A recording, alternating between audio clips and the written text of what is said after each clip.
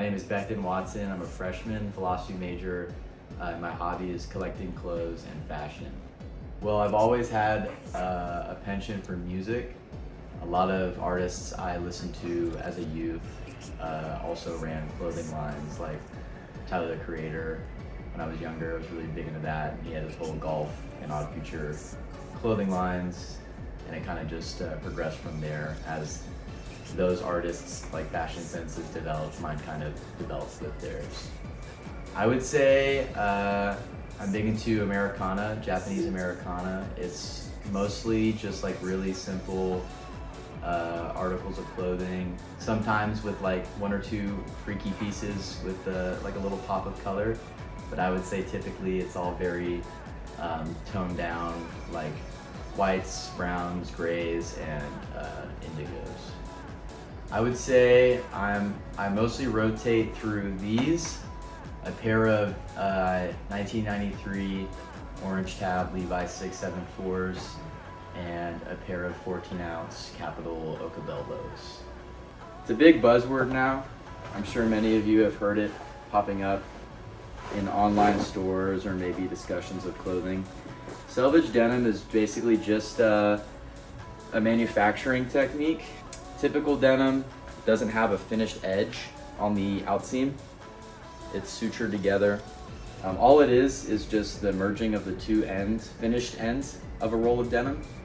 And so because of that, manufacturers will up the quality of their other things. Like for example, these are dyed with natural indigo, whereas these were definitely synthetic. This is probably my favorite outfit. The shirt is entirely interchangeable. I'm wearing this one today because it's the one that I wore to school. Also, I love Yapo JJ. These jeans have been awesome. Like I don't own really any straight leg jeans, as I'm sure you guys could see. Everything else is pretty flared. The hat is a big part of my wardrobe. I literally wear it everywhere. The sunglasses too. I used to like wear them in like all of my like Instagram posts. The belt is a sugarcane rawhide belt that my mom gave me for Christmas. I've broken it in pretty extensively. And then on the feet, so on one foot I've got my Muji slippers. These were like $8 and I've gone through like 3 pairs of them. And then on the right foot are my Margiela Gats. They're super comfortable. It's like a very nice like little like piece of clothing. This is my most expensive fit that I could physically put on my body. On the dome piece, we have a fall winter 23 Supreme mohair beanie. On the eye piece, we have some Gentle Monster EP031s. I want to say that they were like 300 bucks. The outer layer to keep the water out and the drip inside, we have the Supreme Gore-Tex shell jacket from fall winter 22. I want to say it was like 350. It's a good mid layer. I would say it was 200.